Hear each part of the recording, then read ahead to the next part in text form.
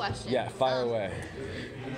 How, like, do you think restaurants, you're talking about this QR code and, Yeah. like, potential for that.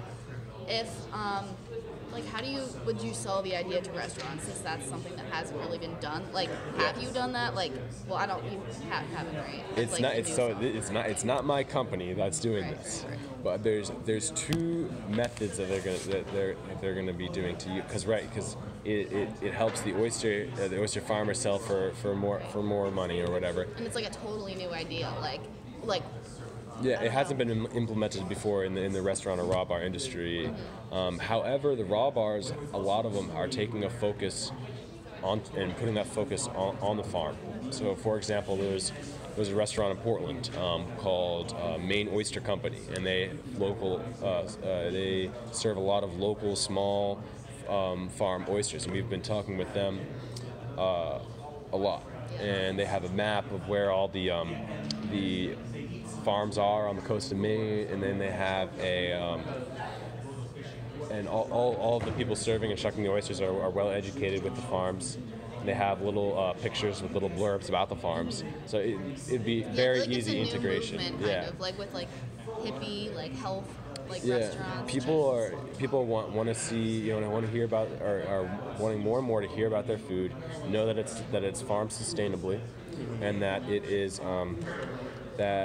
local, because there's people are really starting to care about that with a lot of the large corporations doing a lot of the farming. There's been a movement away from the small farmer, and now we're starting to see it come back, which I think is really healthy for a lot of things. So there's that.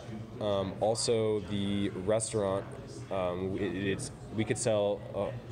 The oyster can be sold for 20% more, right? So the restaurant can profit from that, and we can profit from that as well. Yeah. Furthermore, the company that I'm talking to is thinking about having the restaurants get paid based on how many of their farmers are using the software. So there's a few methods of kind of pushing this on the restaurants and raw bars, which I have a lot. We've developed a lot of really close relationships with a lot of the places where we will be selling, and they are all for. We've already secured these buyers before they've ever tasted our oysters.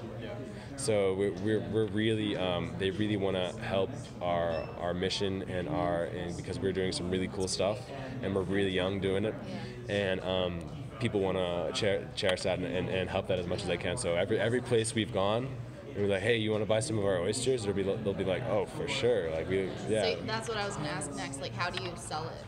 Yeah, so we have another interesting thing is we are on the so the way oysters work is it's dependent on the body of water that the oyster is grown and the nutrients and temperature and salinity in that water. That will determine the taste of the oyster. So you'll have an oyster from one river and an oyster from another river, and they'll taste very different. So they grow in rivers and oceans. Yeah. So so they'll be in they can handle a large range of salinity. So they can have a salty. It needs to be salt water. Yeah. But you can have a salty estuary or salty river or salty bay or ocean even, and they'll grow. It's actually a tropical shellfish originally. The oyster is a tropical shellfish, but since then, they've been moving up the coast and they've been adapted very well. And Maine is unique that it has a really good tasting oyster. In fact, some of the best tasting oysters just because of our quality of water in the Gulf of Maine. So most of the oysters in the state, I think around 85% in 2016, came from the Damariscotta River. So they all have a very similar taste in the Damariscotta River. There's some differences depending on where in the river you are, but it's all a very similar taste. We are in the New Meadows River. There's only a few farms in the New Meadows River. So we have a taste advantage in that respect that it's distinct from the other farms. So it offers diversity on the menu, which is, I think, another reason why a lot of raw bars want to buy our product. Yeah. So you just go in with like your team in person, or like how do you? Yeah, so I mean, for example, I was getting breakfast in Portland with some friends, and I had actually just gotten done digging clams, and then I saw this sign with an oyster on it. So I banged on the door, and the guy, it was closed, but the guy came and let me in, and I started talking to him about my farm and stuff, and then he invited us for a growers night that he had. So a night where the oyster growers could come and drink beer and talk about their stuff. He invited us to one of those, and the story's it's all history from there. But So is that in Brunswick? that's in Portland. That's in Portland. So, 45 minutes from Brunswick. Because I know people in Brunswick, and I visited. I have a friend who goes here, and her family just moved to Brunswick. So I stayed with her, and I got to like. Awesome! You got to check out Brunswick. I did, and my roommates from there too. Who's your people from Brunswick? Okay, so you know Robin Dumont? Yes. Really? She's my roommate. She's your roommate. Yeah. Awesome. Yeah. So Robin and I graduated in the same class, 2018. Yeah. Yeah. No, she's awesome. And you wouldn't know my friend. She just moved there like this past summer. Who else do I know? Oh, I know boys. I know boys older than us, like sophomores. Brett McMillan. Yeah. Owen. His friend. I don't know his last name. He's actually. But that whole like. It starts with a P. I don't think it's from. Poisson. Like fish. It's the French word for fish. All right. Yeah. Yeah. I know that crowd. Yeah. Yeah. Wow. Yeah. Those are some good boys. Yeah, Brunswick is like very homey and like towny. Definitely not like where I'm from. So it was a fun experience. Yeah, Brunswick has that. Nice. Yeah. So and there's a few local restaurants in Brunswick as well. Yeah. That we're going to be selling to. We're also taking a unique approach to the sustainability. The oyster farms are very sustainable. They actually take some of the toxins out of the water. They take some carbon. They take some excess nitrogen, excess algal blooms that can choke an ecosystem. They take those out of the water. They use them as food, and they deposit them in the pseudo feces. There's Robin. Come here. That's so weird. That's I was just talking about you. So this is Robin, did you get a sticker yet? For the farms? No. No? Get you a sticker. We're interviewing him for his oyster farms, and he's from Brunswick.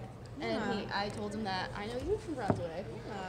How's it going, by the way? It's going well. We have 100,000 oysters right now, and they are going to be probably marketed July, maybe August of this next July or August. So, and then we just bought another 250,000. Shit.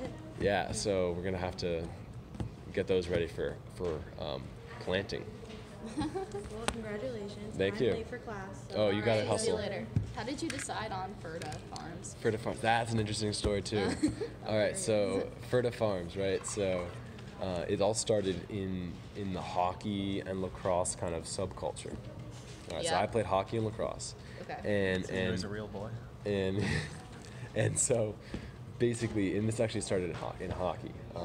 There became a saying that you'd do something for the Ferda. boys. Yeah, I know. Yeah. I So knew that, yeah. So you see, so we would be just like, and so it would be like, all right. So it went to for the boys. So I mean, you like block a shot for you, so your goalie doesn't have to take it, and you like take a shot to the neck, or like a hockey puck to the neck or something like that. That would be for the boys, because I mean, you're doing that for the team. You're putting your body on the line for the team. That's how it all started. Yeah.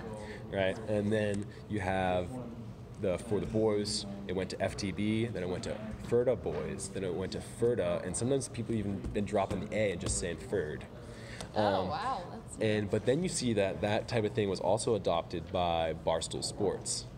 So they have like the Saturdays are for the boys thing that they push as well, and we kind of jumped on that.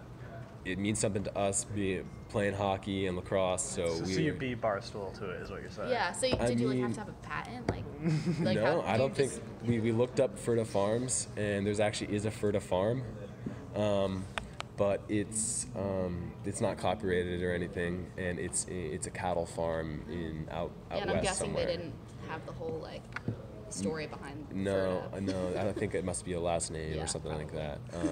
So that's what we have, but we don't push it too hard because it is kind of sexist. Yeah. If you think about, That I mean, it can be, but so we don't really market that it's that too hard. It's just a name right now. I like that you put the for the boys on the sticker. Yeah. Because if you just take out the backstory behind it and just leave it as Fur to Farms, no one's gonna ask. Yeah, it's true. It's true. So At least not the business owners in Maine. They remind me of Patagonia colors. They are. This is a replica logo. Yeah. And so for the boys, so like, we thought, I mean, this is just me and my boys starting the farm. Yeah. So that's why we thought like How many people do you have on your team? So there's 4. So there is, including me. So there's me, so freshman mechanical engineer, and then there's my buddy Sam, who's a freshman electrical engineer. Then there's my buddy Max, who is he's also Max, and he is at URI studying aquaculture and business. He's doing a double major. And then my dad is also in it. So he is, and he actually, when he was my age, he wasn't going to college, but he was working on an oyster boat in the Chesapeake Bay, dredging for oysters under sail. Very different scenario, but has had an interest in oysters ever since. So when we told him we want to do this, he was like, "How can I help? Let's get this going." So he's been big with helping us build stuff because he was a woodworker, and he's been doing it like on the side as well. So he's in the group as well. He's one of the boys. He loves it, and because he just loves kids our age. I think he really misses being our age and stuff. So he's a member too, and we're also going to be roping in my younger brother as well, who's now starting to show interest.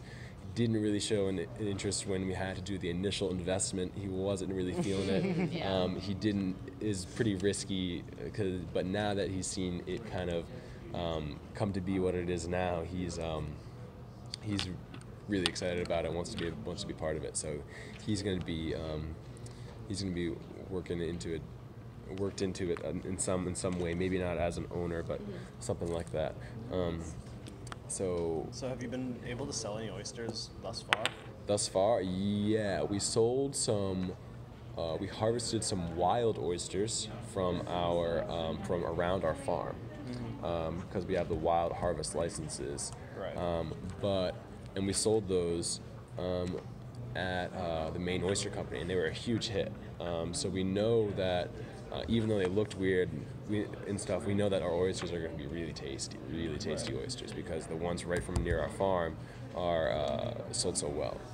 Then we also have, but we haven't sold any directly from our farm yet, because our oysters right now are between 1.5 and 2.5 or 2.25 inches probably. So we're still waiting on like a ½ inch of growth until we could sell them. Usually you want to sell them around 2.5 inches at the smallest. Right. So we're still waiting on some growth, and that's why we're projected for July or August of next season, really starting to move a lot of oysters.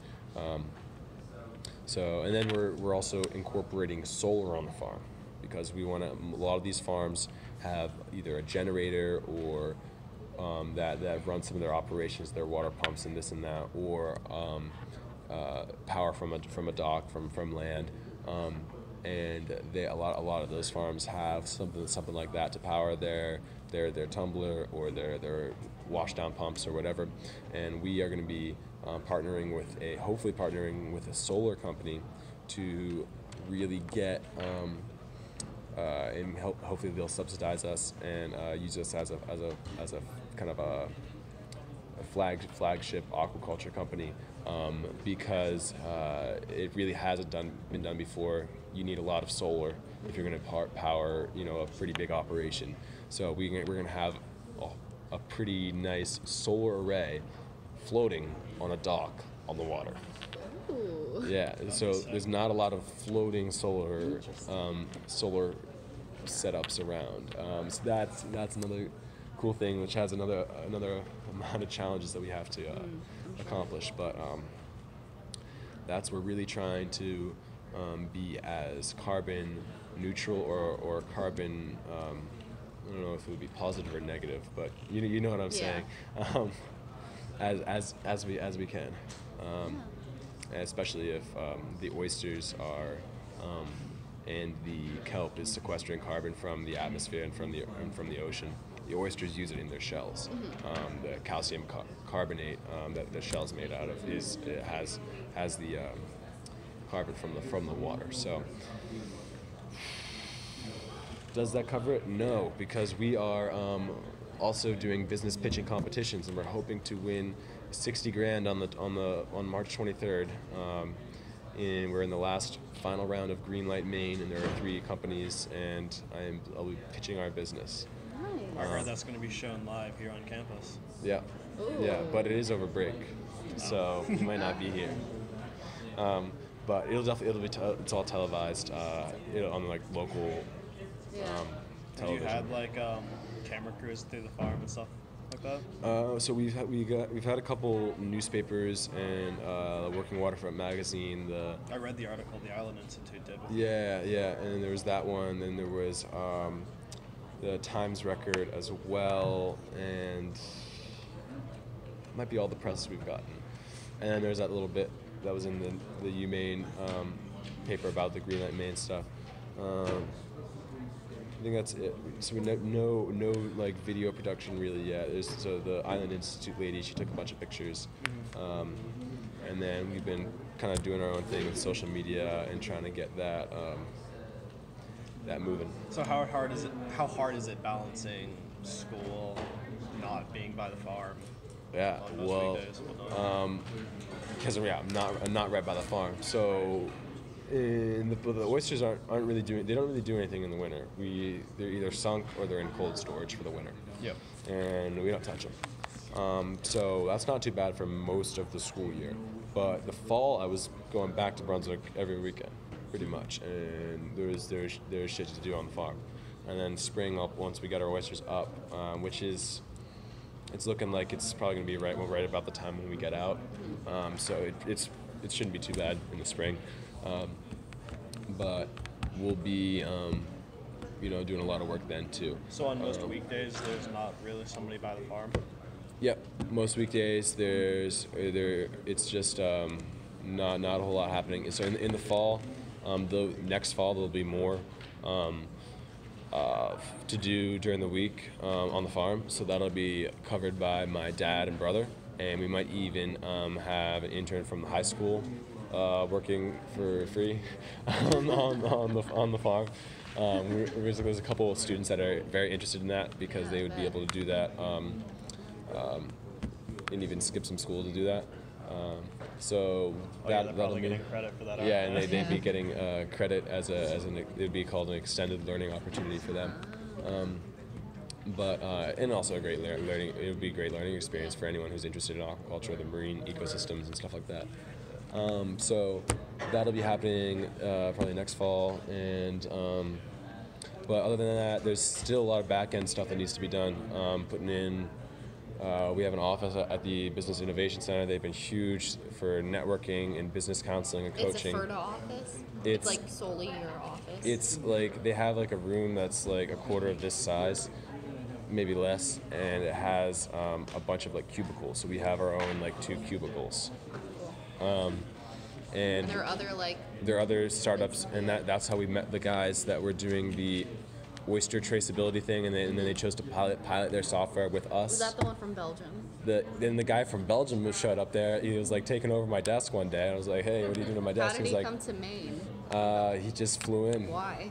Because the graduate from UMaine, was looking for people who had experience in software and was on some site or something online where entrepreneurs look for each other, and he formed a team, and one of the guys is this guy from Belgium who's really zesty, and I just Skyped with him at like 7 o'clock my time, which was like 1 o'clock a.m. his time, so that was over the weekend. Yeah, we're gonna be making some moves with the Belgium guy, and he's actually, I don't know if he's from Belgium because he doesn't have a Belgian accent. So he just lives there. maybe just lives there. But either way, he's cool. And so we got all these resources at the Business Innovation Center. It's all, I think, state subsidized because they're trying to grow small businesses, and so we get free counseling, free coaching, free all the business functions, a bunch of like meetings we go to. It's all free, and networking has been huge there. We've made a ton of connections, and so we have that, and we're putting in a few hours a week there. I'm working on a website design right now. 2 o'clock or 1 o'clock tomorrow, I'm going to be working with a lady who's going to help me build the website. And then we also have, do you build websites? No, I mean, I don't, but Main Journal, we've been wanting to like kind of not redo the website, but like make it a lot better and like design it. Angela is her name at the Business Innovation Center. She's really good with websites, and I think her name's Angela McHugh or something, but I'm not too sure, something like that. Maybe McHugh.